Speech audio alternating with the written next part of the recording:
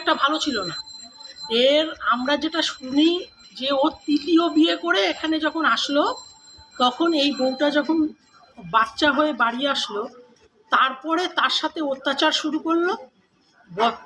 বাচ্চাটার প্রায় 13-14 দিন বয়স। সেই সময় ওই মহিলা ডাক্তার, উনিও ডাক্তার, এনআরএসের সম্ভবত ডাক্তার, ওনার পেটে লাথি মারে এবং সেলাই ফেটে যায়।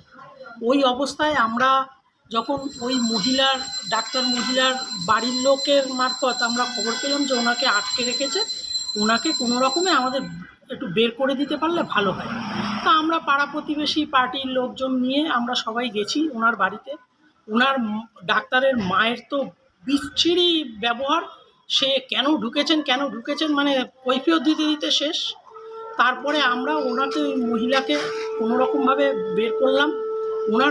ওই মহিলাকে একটা জামা পর্যন্ত দিল না, একটা ওই হাউস কোট জড়িয়ে কোনোরকমভাবে বেরিয়ে গেল। বাচ্চাটার জামা কাপড় শুকনো করতে দেওয়া রয়েছে ঘরের ভিতরে, সেখান থেকে একটা জামা নিতে গেল, তার মা, ডাক্তারের মা নিতে দিল না। সেই বাচ্চাটাকে কোনোরকমে একটা ন্যাকড়া জড়িয়ে একটা অটোতে করে সেই মহিলা তার বাপের বাড়িতে চলে গেলেন। এই হলো ডাক্তারের কাহিনী।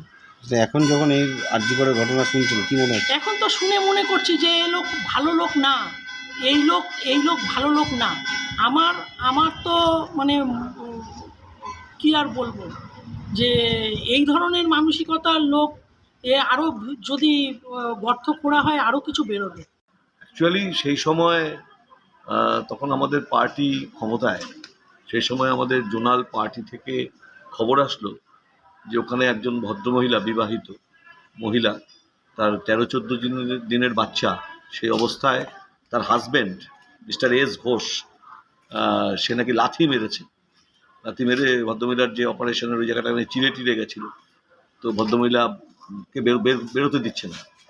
তখন আমরা এসে পাড়ার ছেলেপুলে নিয়ে এসে ভদ্রমহিলাকে বার করলাম, এবং ভদ্রমহিলা কোনো কাপড় চোপড় নিতে পারেনি, শুধু নাইটি পরে বেরিয়ে এসছে। সন্দীপ ঘোষ, তার যে মা, আরও ভয়ানক, এমনকি ওই 14 দিনের বাচ্চাটার গায়ে কোনো কাপড় নেই, একটা ন্যাকড়াও নেই, কোনোরকম একটা ন্যাকড়া জোগাড় করে জড়িয়ে দিয়ে সে টোটো করে না অটো করে চলে গেল। এখন এইসব হওয়াতে বুঝতে পারছি এইসব ব্যাপার স্যাপার আর কি, এবং ভালো লোক ছিলেন না, এটা জানো এই বিষয়।